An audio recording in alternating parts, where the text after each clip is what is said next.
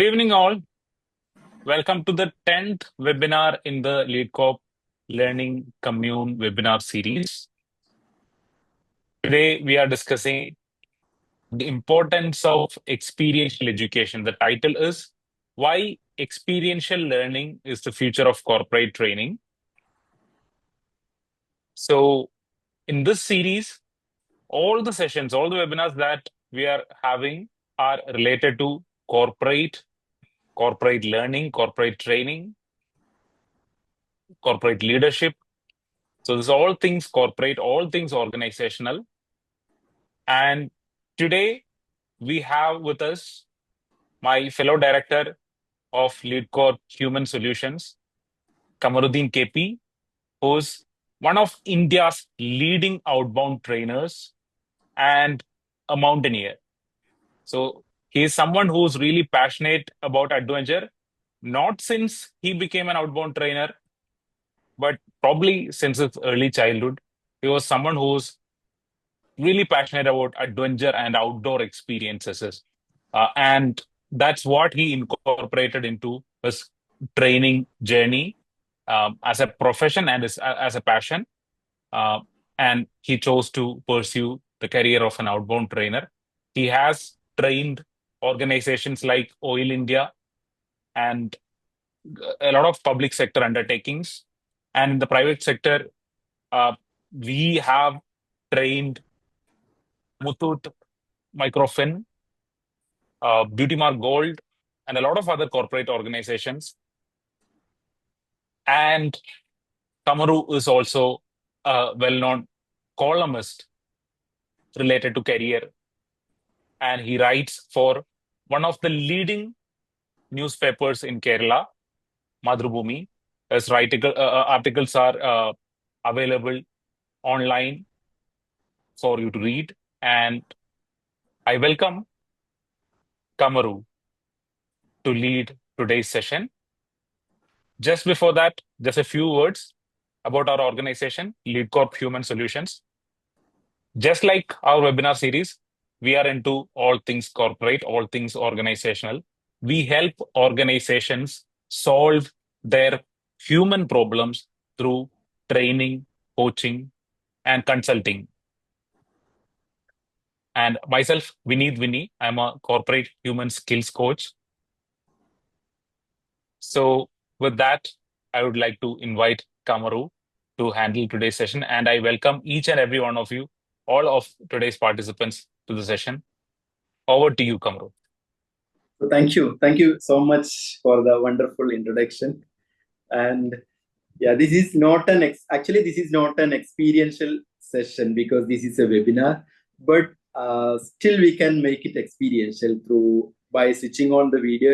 If you can switch on the video, or you can active in the chat window, or else you can share your thoughts on audio mode also. So I think we can start by a greet and meet activity by greeting everybody. Just call at least 5 members' name and just say hello, hi, or something like. Please unmute, if possible, unmute your audio and call somebody's name and say hello, hi, or something. Everybody together. So shall we start? So yeah, Sure. Unmute the audio all. together. Yeah. Hi, Vinita. Hi, Preeti. Hi, yeah, hi, Dr. Preeti. Lakshmi. Yeah, make some noise. Hi, No problem. Pradeep. Everybody together. No problem, Hi, Doc. Jibon. Hi, Jibon. Hi, Pradeep. Hi, Pradeep. Yeah, you can type in the chat window. Yeah, okay. Yeah, Right. Uthman Ali. Hi, Uthman Ali. Oh, okay, great. Then one more thing we can do one more activity. You want to write in the air, on the air. For example, 1. This is 1, 2. In the screen says you can write the numbers in the air. Okay. So can you try can you write 1 on the screen with not in the air 1? So this is 2 like that. In this size, on your screen size. That the font says. So this is a competition. So when I say start, you have to start writing. And in the first round, we want to write up to 10. For example, you want to write 1 to up to 10. Then once you complete, just type me in the chat box. Okay, is it clear? Just write 1, 2, 3, 4, 5. This is a competition. Then after that, write me. Okay, that's all. So shall we start? So 3, 2, 1, start. 1, 2, 3, up to 4, 10.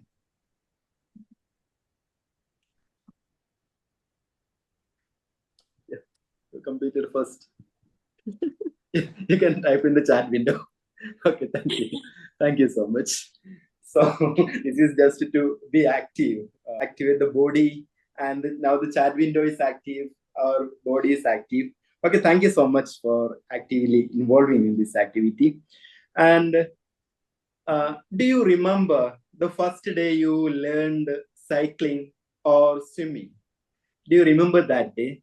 If you remember, you can type yes. I think most of us remember that day. The first day we balanced the cycle, or the first day, if you learn swimming, you might be remember the first day of you learned to swim, or you learned to ride the bicycle, right?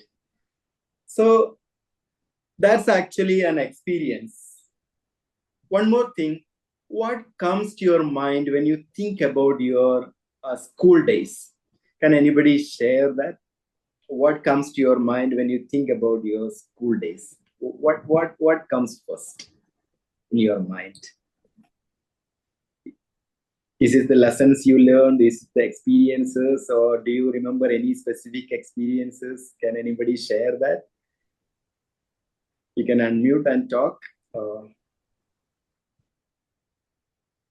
It says fun. Yes. Fun, uniform. Yeah. For me, some outdoor plays. I washed my. There was a creek or nearby the school, so I washed the lunch box from there. I remember the catching the fish there. So I remember such experiences or outdoor plays that comes to my mind. Vinny, what comes to your mind? The most indoor experiences are I have some negative emotions, the fear and stuff like that. But mostly the good memories are mostly connected with playing with friends outside, venturing outside of the gate, outside the compound, going out, uh, Uh, playing. Yeah. okay. Thank you, Person. Hi, Vinita. Can you share something about your what comes to your mind when you think about your school Yeah. time?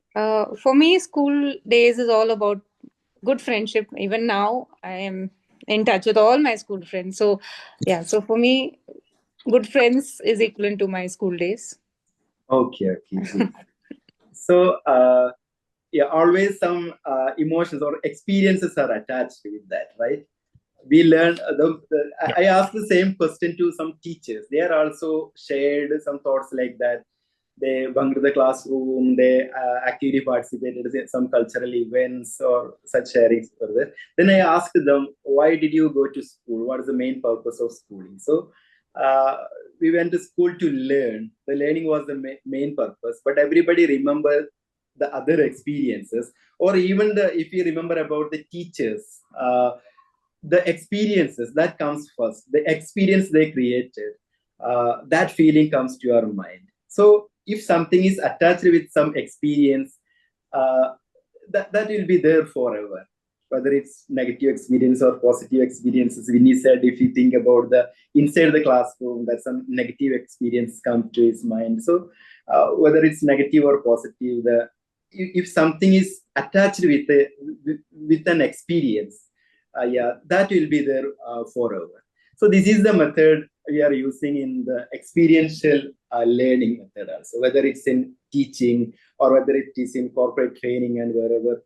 So we provide experiential learning is the process of learning through direct experiences or hands-on experiences. Okay, so in this training, actually, we are explaining everything, but in experiential mode, we are providing the concrete experiences. Okay, then already we know that the corporate world is already stressed. Then the training will make another stress for them, because the lecturing kind of trainings will make another stress for them. We want to learn a lot of things.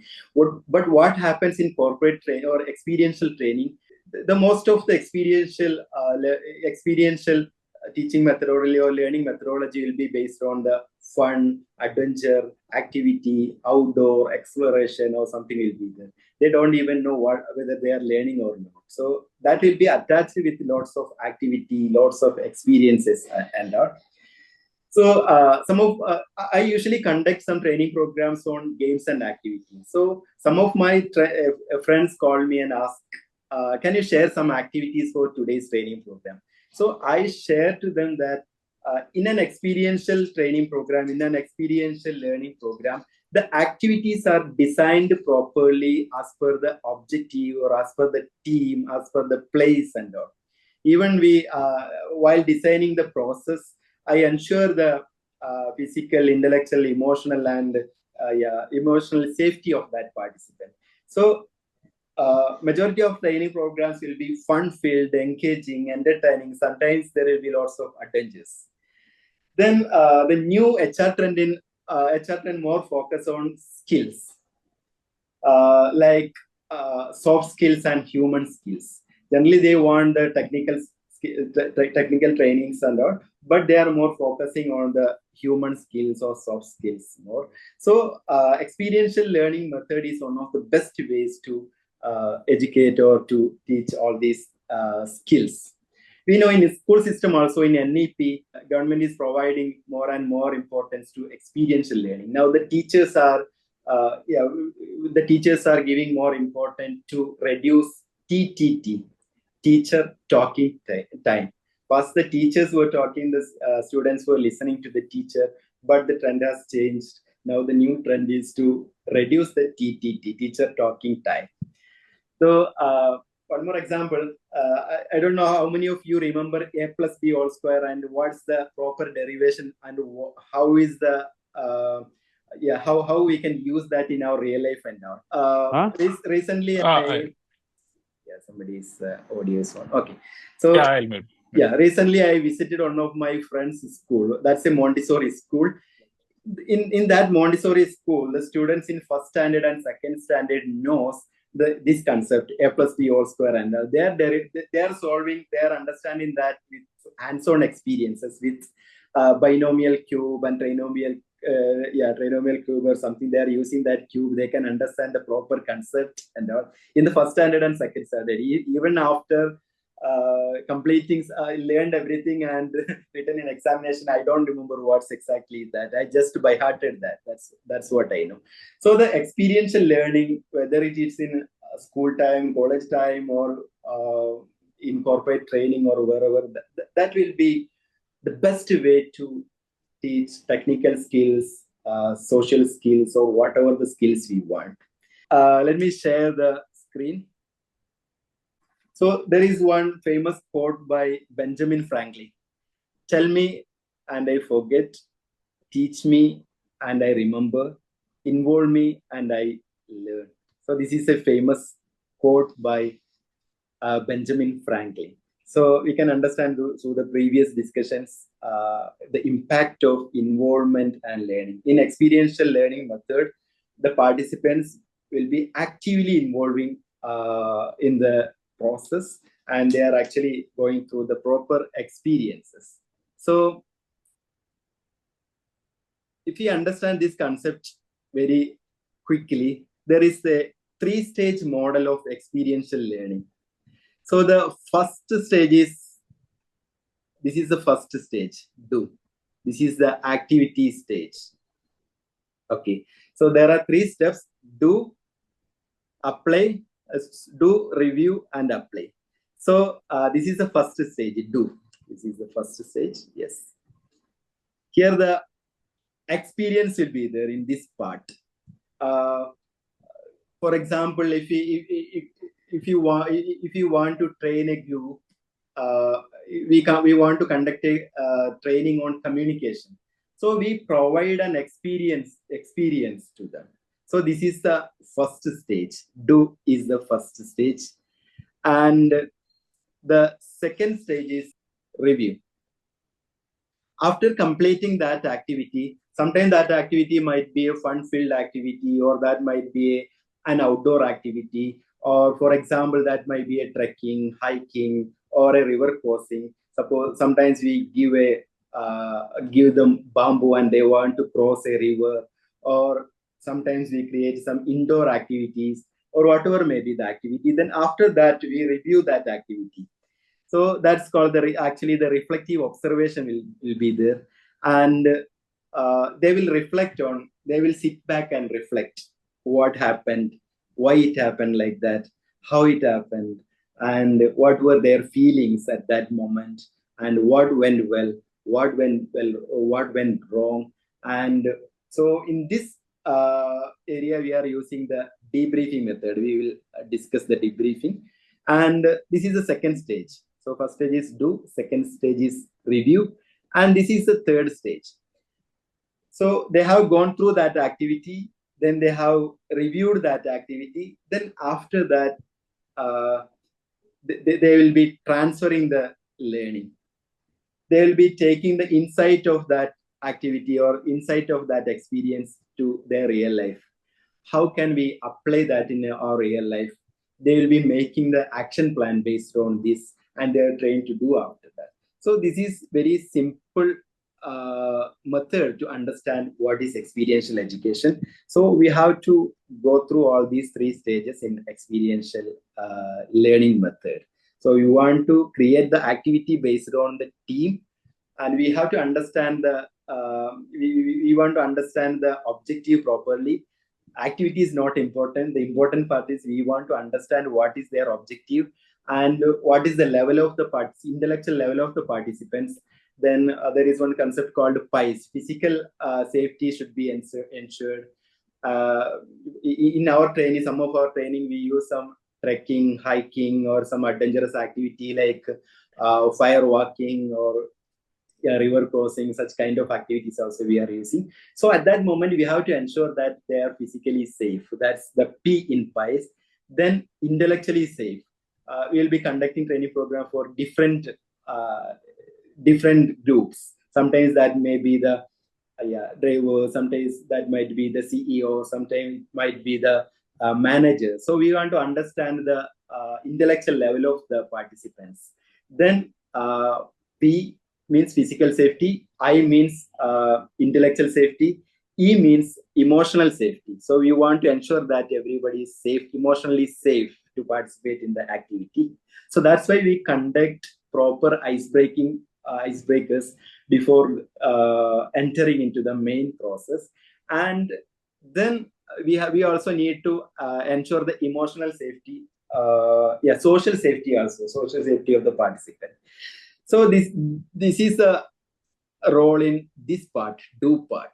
Then the second part, we review the activity. This is called debriefing. So generally we use the term debriefing. So whenever I ask about debriefing, everybody says that debriefing should be conducted after completing the activity or after completing the process. But actually, we can conduct the debriefing even before the activity.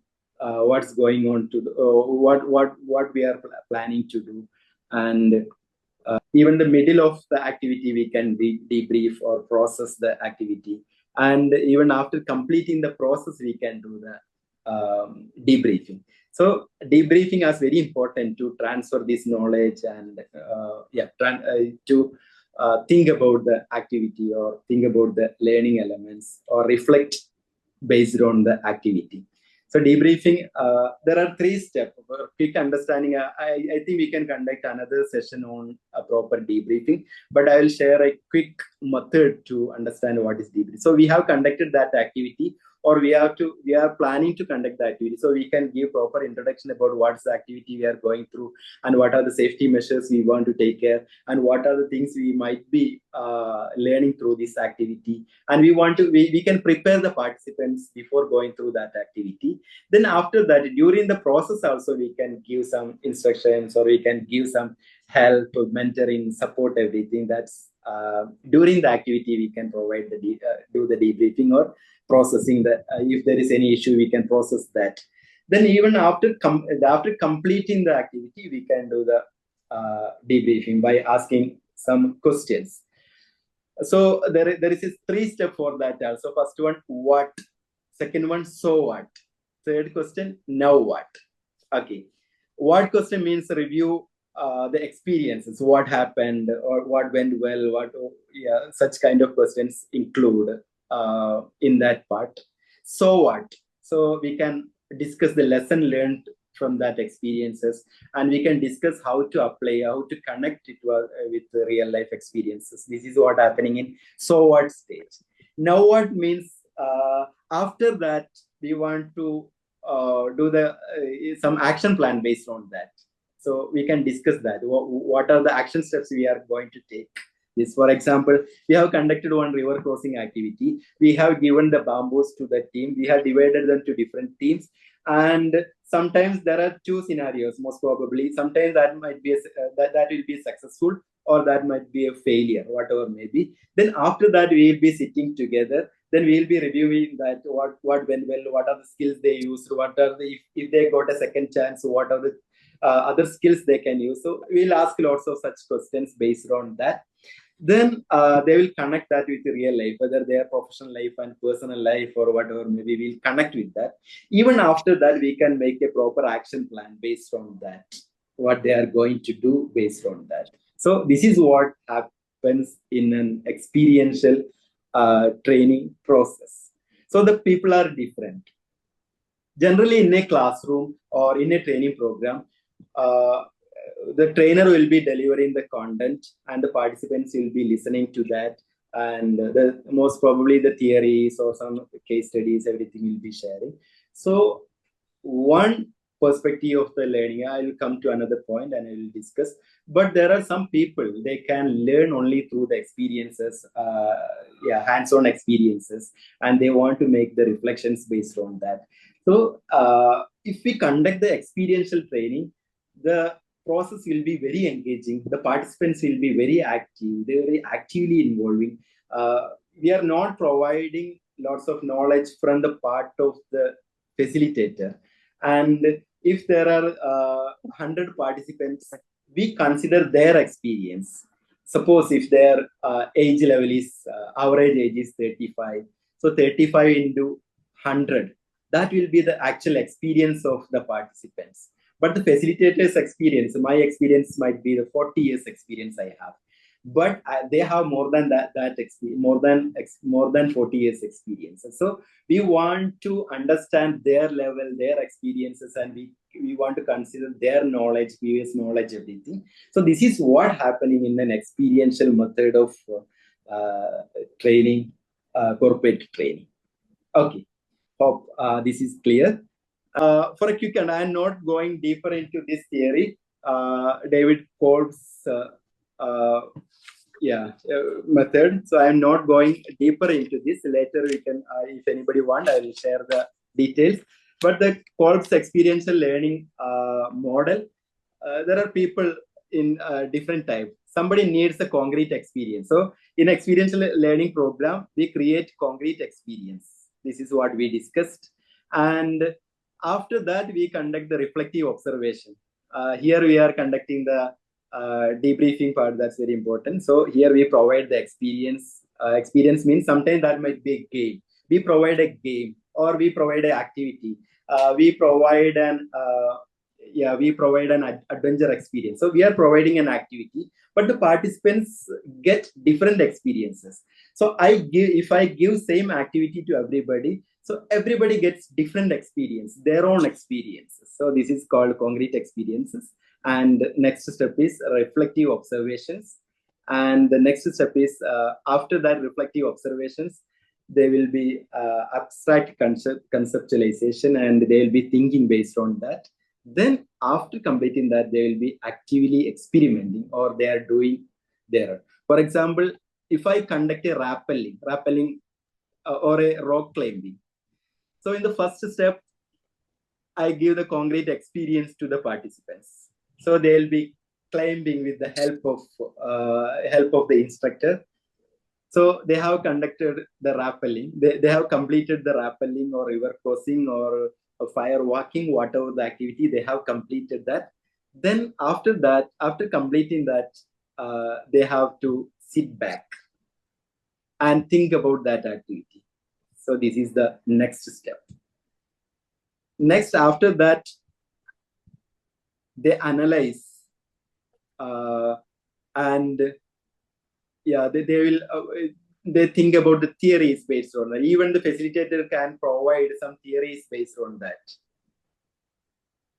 Okay. Then after that, they are trained in their own way. So this is what happening in an experiential training program. Then one more thing, the learning style also will be based on that. Somebody needs concrete experience. Somebody needs without experience also. Some participants can understand the things only through the observations, and somebody needs abstract concept. They need the researchers. They need the studies. They need the theories. Everything.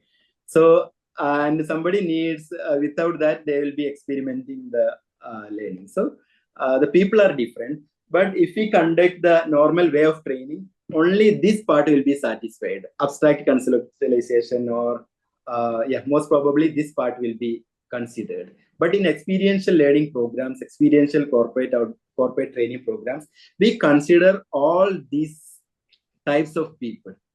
Okay.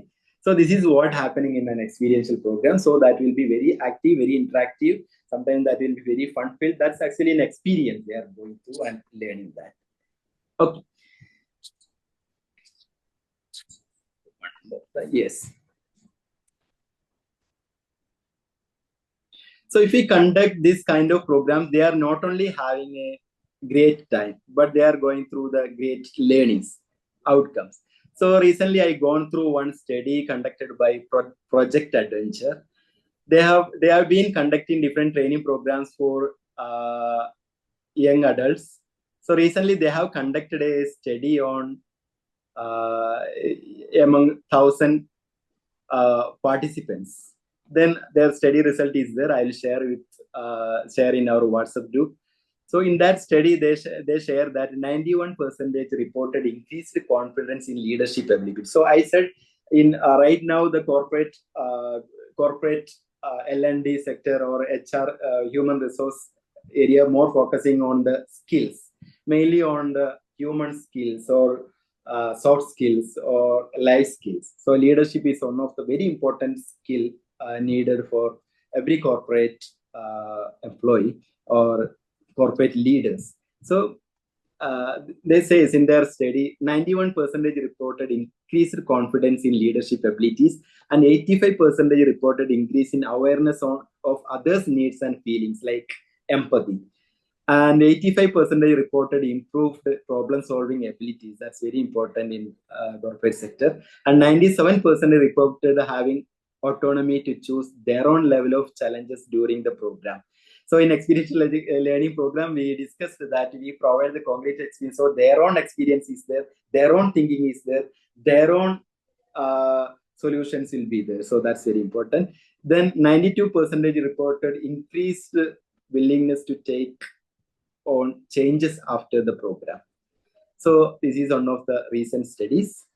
There are some companies, they use experiential learning program as a major part of their training program. Recently, Google has implemented some program for their employees, like leadership training with experiential learning. They introduced experiential learning workshop with real scenarios. They have created some simulated, for example, in their training, they created some simulations on decision making. They created a scenario on by representing the real world problem solving. And team building programs also, they have used the experiential method of learning. So Google is one of the premier companies which they are using experiential learning as a part of their training program. And recently I read a project by Marriott Group. They have launched a project called Marriott's Service Excellence. So as a part of this, they trained their customer support employees with role plays. So with role plays, for example, if they want to manage a difficult employee, they will be role playing. So based on the they use the experiential method in their training programs. Then the result is there. They have the result in improved customer satisfaction. The customer satisfaction rate is improved after this training program. So this is what Marriott's program. Then some companies like IBM, they have been using the IBM is based on the design thinking programs. They are using the experiential method.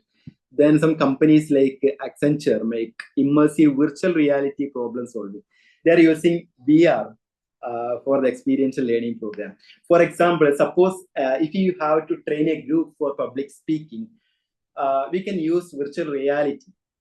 Then if they gone through an experiences, they might be speaking to the thousands of people. So we can create such experience through VR. So Accenture is using VR as a part of their experiential learning program, and DOLED is also using experiential training program as a part of their training program. So actually, most of the companies are right now using the experiential method of training programs. Yeah. Next month, I have a training program in Hyderabad. That's for Oil India. Actually, they are providing training program for technical training program to their employees. But they have included some experiential training program and outbound kind of training program as a part of their training program. The major thing is they are giving more important to the soft skills. In between, they include some experiential. Their technical training also, they want to convert their learnings to experiential learning method. So the employees will be very much interested. As we discussed, already they are very much stressed. If they come to the training hall, they are becoming more and more stressed. So if you use the experiential method of training program, that will be more interesting. They are very actively they are participating in such training programs. And one more thing, they are ready to spend. Such companies are ready to spend huge amount of money for such kind of program. They have understood the importance of experiential method of training. So most of the companies are coming forward with experiential mode of training. So we need anything to add, and we can come to the discussion part. Yeah, thank you, Kamru, for sharing these important background details and the details from the research and the studies on experiential education and its impact. Thank you so much for the wonderful presentation. I have nothing to add at this point. I think we can go into the discussion. The floor is open for sharing your thoughts, sharing your questions. We can have an open discussion. You can ask directly, or you can use the chat window also. I have a query. Now, this is when your audience is way too large, say 50 plus employees you are training, and it's not an outbound, it's in the conference room, say, suppose.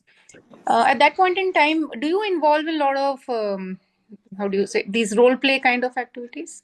Role play? In such situations, there are some activities which we can include everybody in that process. Or sometimes that might be in the mode of group discussion or implement something. For example, you want to teach a new concept or new theory or something. So two people can sit together or sit face to face, or we can divide them. Means we can give a paper they want to read, discuss based on some kind of activities we can provide based on the number of the groups. And we don't in such situations, sometimes we cannot make a complete experiential program, but we can include some experiential elements in the training program. That's what we can include. So there are lots of games, activities, everything for big groups. Okay. No, actually, Yeah, my question was, when you include, say, specifically only role play, then is it okay to involve just few participants, or is it important to involve everyone? Yeah, that's also we can conduct some activities on the stage, or for example, if this is a goal setting kind of program, so we have a goal setting activity. For example, the participants will be sitting in a 2 rows, and we provide a soft ball to them. They want to hold the soft ball on their leg. They want to pass to the next person and next person and next person. If that falls down, they want to repeat the same activity. Then which we check which team is finishing first. So the whole team is encouraging them. Such scenarios we use. So actually the 10 or 12 members will be participating in the activity, but the group is encouraging or observing that. Such kind of activity we can use, or we can use some role plays, everything on the stage. Or there are some activities which we can conduct among the group. For example, for communication, suppose if you want to handle a session on communication, so we can do one activity called back-to-back drawing.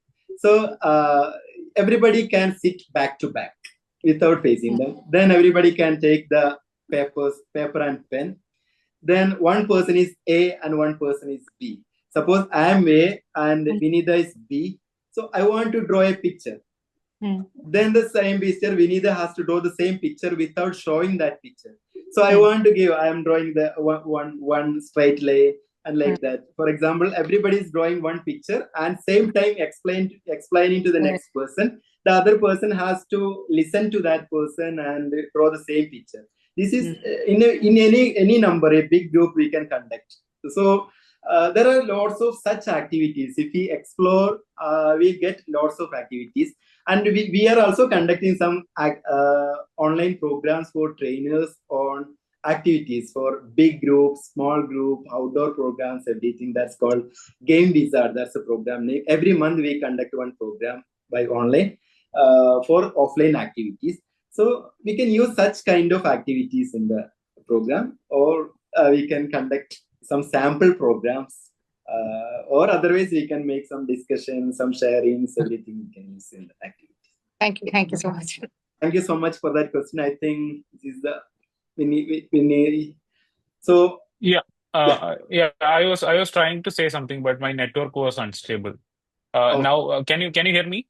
Yes. We have been conducting some programs for trainers and corporate firms. One program is Game Wizard workshop. We are conducting games and activity workshop for the trainers, and we are also ready to collaborate with any team to conduct such engaging and experiential training program anywhere in India. And Vinith is a corporate coach. He is providing coaching services to coaching and training services. And if anybody want to get coaching service, you can contact him. Not only as a paid service, if you are stuck, if you want to improve from wherever you are, you can contact Vinny and call a free discovery call with Vinny, 1 hour. I think that's a 1 hour call, right? Can you explain about that, about the discovery call? Yeah. Am I audible now? Yes. Okay. Yeah. So you can have a 40-minute free discovery call, which is basically going to be a real coaching experience, and there is no pressure on you to sign up for the coaching after that. It's just that coaching experience that we provide as a free offering. And if you want to continue after that on a paid basis, you can do that. But this first coaching session is going to be free.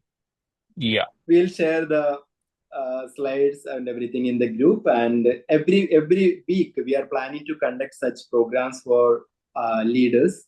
And you can be active in the group and you can participate in every programs. And we have recorded this program. If you miss any part or if you miss the session, we will be sharing the recording in the group. So thank you so much for the active participation, and bye. Good night. Good night. See you next time. Okay, see you. Bye.